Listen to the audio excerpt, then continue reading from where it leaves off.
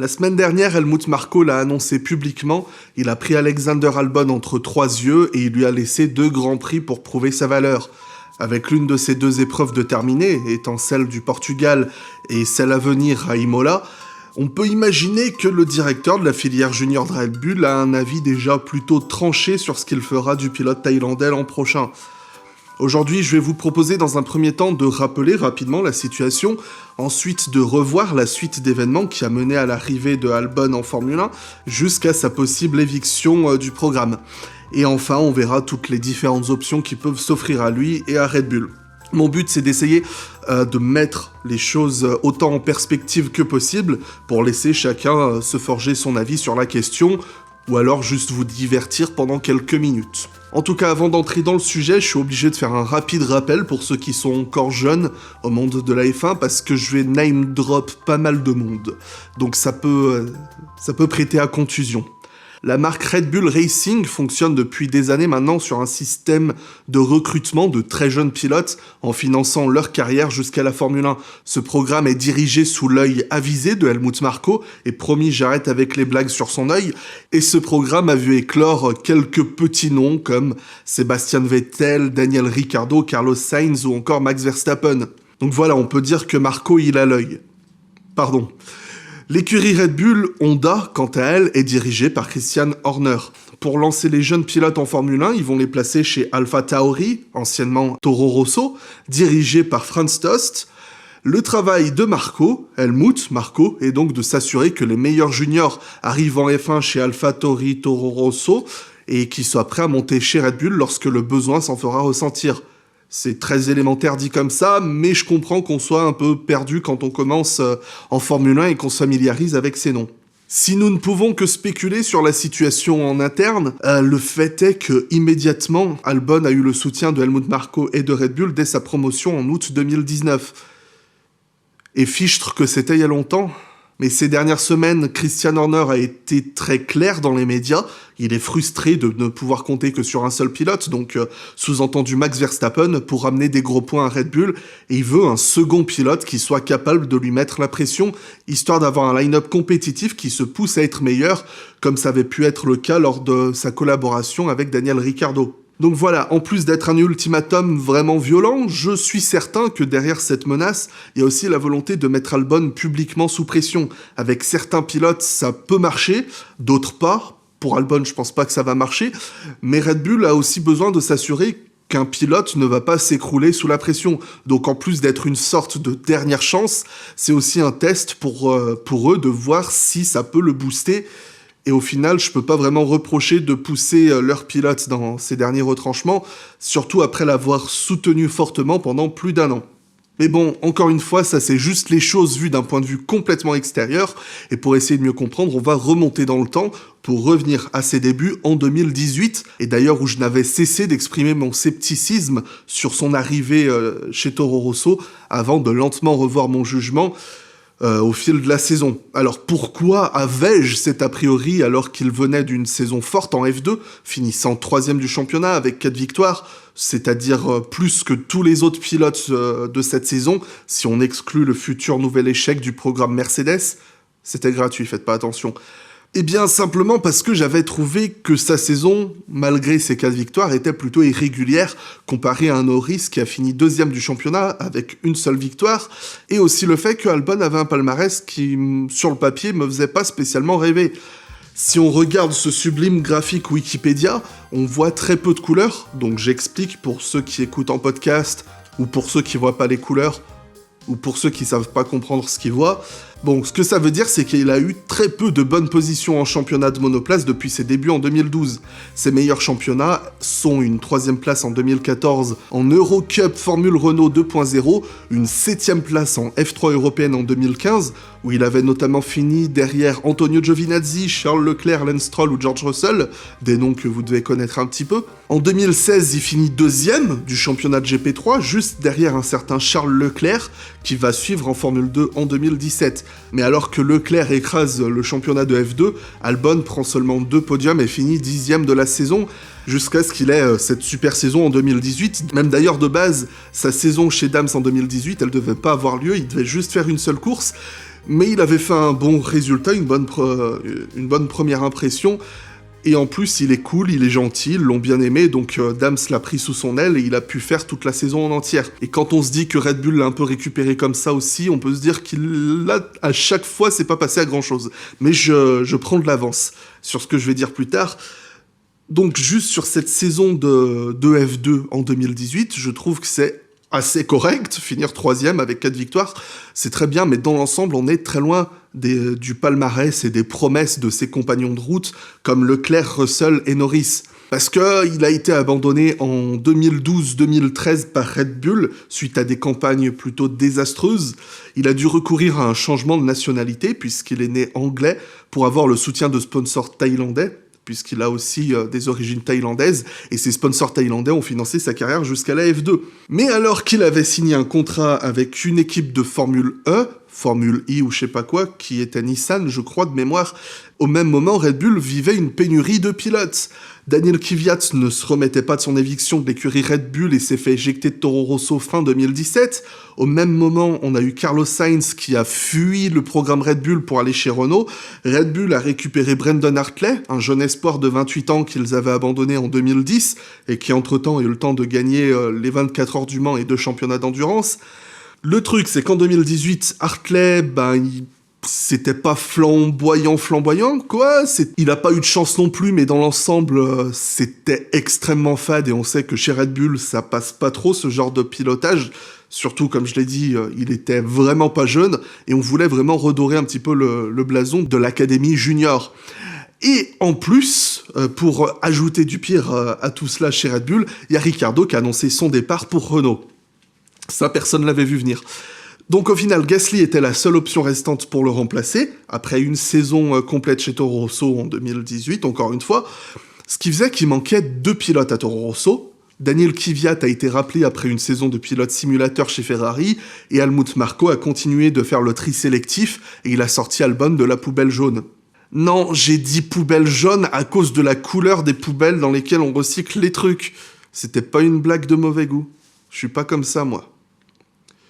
Si vous arrivez à cumuler toutes les infos que je viens de balancer, si vous ne les saviez pas, sinon si vous les saviez, vous venez juste de m'écouter parler pour rien dire.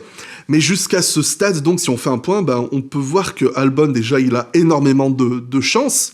Je parle pas il a eu les résultats, mais il a déjà eu beaucoup de chance pour arriver jusque-là. Mais que son arrivée en F1, elle est principalement due au désespoir de Red Bull qu'à l'aboutissement d'un projet de long terme, comme ça a pu être le cas pour d'autres jeunes pilotes.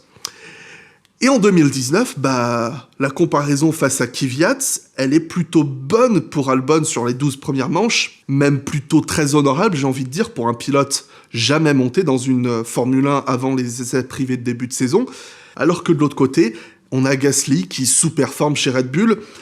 C'était Kvyat qui pour moi était pas mal pressenti pour revenir, surtout après son podium en Allemagne. Donc lorsque on a annoncé que Albon serait promu à la place de Gasly, il y avait un sentiment d'incompréhension générale. Parce que Horner défendait qu'il avait l'intention de le conserver toute la saison, et que Albon était trop peu expérimenté face à un Kvyat qui aurait pu sans doute s'adapter beaucoup plus facilement.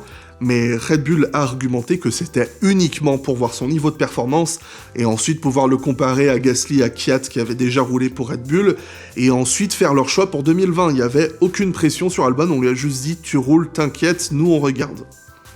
Et honnêtement, je trouve qu'Albon, il a pas déçu du tout. Il arrive dans un tel contexte désespéré qu'on est heureux de le voir faire des dépassements, contre des voitures moins performantes certes, mais au moins il n'a pas passé 50 tours coincé derrière une Alfa Romeo comme Gasly l'avait fait, et en 9 courses pour Red Bull, il a marqué 76 points, là où Gasly en avait marqué 63 en 12 courses. Donc si on peut dire que c'était pas exceptionnel du tout, Albon, il faisait aussi bien que Gasly, et même un peu mieux.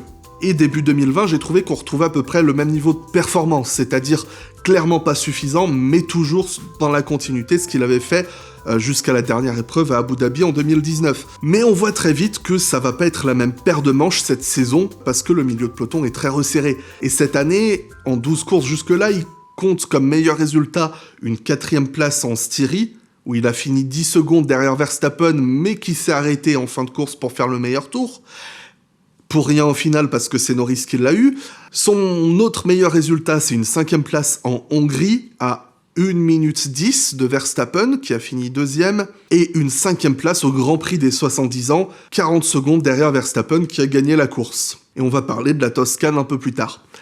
Et l'autre point que je vais devoir soulever, c'est qu'en 21 Grands Prix, si je compte bien, Albon a vu 3 opportunités de podium et il en a conclu qu'une seule. Et j'ai donné l'impression de taper dur sur ces 3 occasions, mais c'est uniquement parce que je prends pour acquis le fait qu'à chaque fois qu'il l'a raté, c'était qu'il avait vraiment pas eu de bol. La première, c'est évidemment Brésil 2019. Il est 2e et se fait harponner par Hamilton à 2 tours de la fin. Incident assez évitable, je pense, mais qui a été imputé à Hamilton, et je pense qu'on va pas en discuter, parce que Hamilton a été pénalisé, la direction de course a fait son choix, c'est pas de la faute d'Albon. Alors, un podium est un podium, ce n'est pas un certain Gasly qui dira le contraire, mais par devoir, je ressens vraiment le besoin d'être méchant. Parce que j'adore être méchant.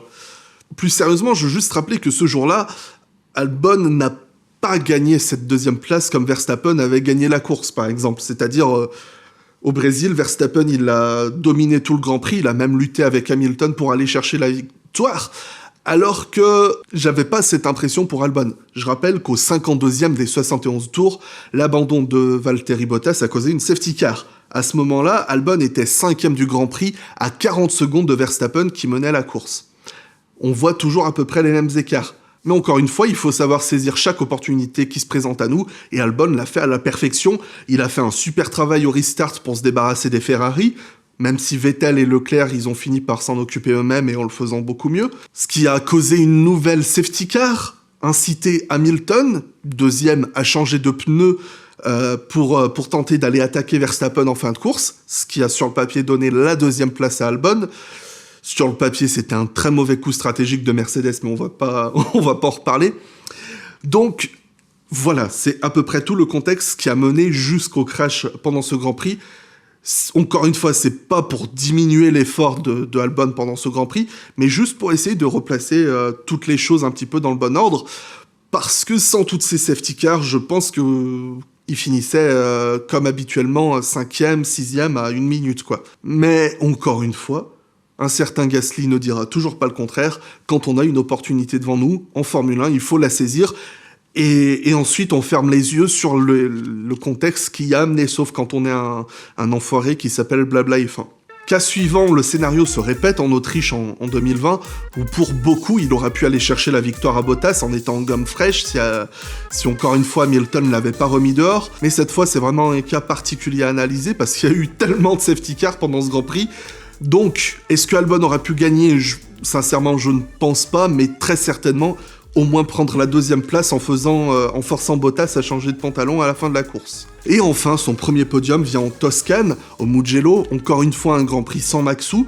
Albon tire profit de la safety car causée par le crash de Stroll, qui était devant lui en 4e place, pour recoller avec Ricciardo et le dépasser en fin de course. Il a fait exactement ce qu'il fallait. La course n'était pas au niveau que Red Bull l'aurait souhaité, pas du tout, je suis sûr que pendant toute la course, il y avait Horner qui se tapait la tête contre un mur, mais seul le résultat compte au final, et je doute que Horner, Marco, Red Bull, tout ça, pouvaient compter faire mieux que 3e, donc ce jour-là, même s'il y a eu des circonstances qui l'ont aidé, Albon, il a fait exactement ce que Red Bull attendait de lui, et j'ai senti, vraiment après le podium, tout ça, chez Horner, qu'il y avait un sentiment de joie, de se dire peut-être que ça va le délivrer, peut-être que ça va le relancer, et qu'il attendait qu'il lui arrive quelque chose, tout ça.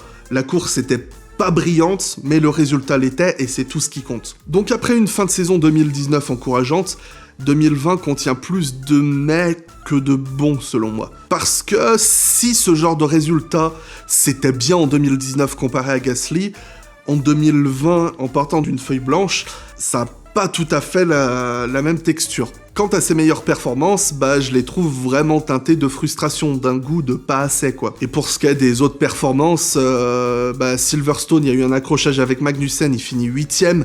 En Espagne, il finit encore 8ème à un tour de Verstappen. En Belgique, il est 6ème derrière les Renault. En Italie, c'est bon, l'Italie, je le compte pas, les Red Bull, elles étaient nulles. Mais c'était pas top quand même. Podium en Toscane. En Russie, il est qualifié 10ème et il part 15ème à cause d'une pénalité. Et il remonte tout juste en 10ème place derrière les Alpha Tauri. À l'Eiffel ou au Nürburgring, un désastre. Il se bat dans le milieu de peloton, il enchaîne les blocages de roues. C'est très brouillon. Il s'accroche avec Kvyat, il se plaint de ses rivaux qui défendent trop leur position face à lui, et il a sa première arrivée hors des points au Portugal. Donc j'ai vraiment aucune impression de progrès entre Spa 2019 et Portimao 2020. C'est pas pire, comme je le disais, et ces résultats, ils oscillent entre pas assez bons et mauvais en fonction des circuits. Et à ces mauvais résultats, il y a tout un tas de facteurs. Non, je parle pas des mecs qui sonnent en bas des cent... Oh putain, con. Il y a tout un tas de facteurs qui ont mené à ces mauvais résultats sur lesquels on va pouvoir spéculer. Le fait que l'équipe est centrée autour de Verstappen, que Albon tarde concrètement à avoir certaines améliorations qui arrivent en premier chez Verstappen, qui peut avoir une voiture qui demande énormément de précision dans le pilotage et dans les réglages, et aussi le fait que Albon, il n'avait qu'une demi-saison de Formule 1 lorsqu'il est arrivé chez Red Bull, et que sa promotion sur le papier, c'était juste pour voir son niveau de performance face à Gasly. Alors je pense plus que cette excuse, c'était un moyen pour gentiment renvoyer Pierrot et pour pas mettre trop de pression sur Alexandre. Il avait aucun objectif à remplir, juste rouler, t'inquiète frère, fais ce que tu peux, on va pas te juger. C'était les consignes de Red Bull. Aussi, on peut parler de ses stratégies de course douteuses, mais je maintiens que si Albon était en position de ramasser les miettes laissées par Verstappen plutôt que d'être coincé derrière les Renault ou les AlphaTauri, on lui donnerait pas des stratégies risquées et on s'en servirait pas comme d'un pilote essayeur pendant les Grands Prix pour récupérer des données pneumatiques pour la course de Max. Et au final, j'ai pas envie et je ne peux pas blâmer Albon. Il est jeune, inexpérimenté, fort sympathique en plus, et ce qui n'était au final qu'un simple test est en train d'anéantir ses espoirs en F1 alors qu'il était pas forcément préparé pour réussir ce saut dans l'inconnu. Mais bon, c'est horrible la Formule 1, mais c'est ça, c'est quand t'as une chance, il faut que tu sois prêt à la saisir. Si t'es pas prêt, et on le voit pour Gasly, qui a été prolongé chez AlphaTauri, qui va probablement jamais revenir chez Red Bull, c'est mort. Et j'ai pas vraiment envie d'entrer dans le débat, de savoir si le problème vient du manque de personnel pour l'accompagner, ou de la théorie selon laquelle Verstappen serait juste trop fort. Parce que évidemment que Maxou, il est très très bon, phénoménal, mais à l'ère d'aujourd'hui, un écart moyen de plus de 5 dixièmes sur un tour, c'est inconcevable. On pourrait dire que Lewis Hamilton est tout aussi phénoménal que Verstappen, ou plus, ou moins, je sais pas, je m'en fous, je dis juste que c'est un excellent pilote, mais là c'était vraiment juste le disclaimer pour ceux qui vont s'arrêter là, juste pour dire « Quoi, tu as fait une phrase ambiguë dans laquelle tu insinuais que machin était éventuellement meilleur que machin ou plus mauvais ?» Voilà, ferme-la, juste, ce que je veux dire c'est que si on regarde chez Mercedes, on a Hamilton qui performe tout au top, et Bottas, il se prend pas une demi-seconde au tour, quoi. Il est même capable de le battre occasionnellement et de suffisamment l'embêter pour qu'Hamilton ressente un semblant de challenge. Et s'il est indéniable que tous ces facteurs jouent contre Albon, l'équipe a besoin d'un pilote capable de combler et surmonter ces difficultés. Et je conçois que pour des jeunes pilotes sans expérience et sans vraie préparation, c'est très difficile. Et c'est pour ça que je maintiens ce que j'ai jadis défendu, Red Bull a besoin de son Bottas, et Helmut Marko et Christian Horner semblent enfin le déclarer aussi. Ils vont devoir chercher ailleurs que dans le programme Red Bull. Gasly n'est plus une option et ne l'a jamais été apparemment, mais les pilotes sans contrat pour 2021 le sont, et à en croire Marko, 2 pilotes sont sur leur liste, Nico Hülkenberg et Sergio Pérez. L'un apporte un énorme capital sympathie et beaucoup d'attention médiatique, et l'autre est soutenu par un des hommes d'affaires les plus riches sur Terre, et dans une ère où Red Bull envisage de développer un département moteur, ces potentiels 10 millions de dollars qu'il peut apporter ne sont pas négligeables. Mais l'un autant que l'autre ont des années de présence en Formule 1 et beaucoup d'expérience. Hulk serait très intéressant grâce à un niveau proche de Ricciardo, comme il l'a prouvé en 2019, mais j'ai plus tendance à croire au potentiel de Pérez, et ça me semble être un meilleur choix. Une chose est sûre, c'est que les deux ils sont très proches, et comme l'ont prouvé leurs 3 années ensemble chez Force India. Donc l'un autant que l'autre, ça se vaut plus ou moins, si ce n'est que pour une question de peser le pour et le contre. Et encore une fois, pour moi, c'est Checo qui l'emporte. Déjà, si Hülkenberg a fait 3 comebacks très remarqués cette année, Pérez reste néanmoins le pilote le plus en forme grâce au fait qu'il a été titulaire toute l'année, quoi. J'ai parlé de l'aspect financier juste avant, qui va être important, comme je le disais, pour le département moteur de Red Bull, mais aussi sur l'aspect marketing. Pérez a une très grande aura au Mexique, et s'il roulait pour Red Bull et parvenir à obtenir de bons résultats, ça pourrait être très bénéfique pour la marque. En tout cas, c'est comme ça que moi je vois les choses en tant que pur inconnu qui connaît que dalle en business, hein. Donc prenez mon avis pour ce qu'il est. Quant à Albon, je pense que son retour chez AlphaTauri dépend entièrement de la fin de saison de Yuki Tsunoda. Avec Gasly de confirmé, il ne reste qu'un seul baquet de libre, et le pilote japonais est très attendu par Red Bull et Franz Tost qui louait plusieurs fois son talent cette année. Et même Red Bull qui a continué de le soutenir publiquement même après l'annonce du départ de Honda. Tout dépendra de si Tsunoda est éligible ou non à sa super licence en fin de saison. Et si Tsunoda n'était pas promis, j'aimerais beaucoup effectivement là revoir un duo Albon-Gasly chez AlphaTauri. Parce que sinon, il lui reste très peu d'options, à mon avis. Je suis persuadé que chez Haas, il serait ravi de son talent et de sa petite expérience en F1 dans un top team, et bien sûr de ses sponsors, mais à part ça, je vois vraiment pas beaucoup d'options pour Albon en F1. Et dans ce paddock impardonnable, il y a toujours des victimes, alors tout ce que je peux souhaiter, c'est que Albon trouve une bonne suite à sa prometteuse carrière, et que Red Bull redécouvre les joies d'avoir deux pilotes qui se prennent des points.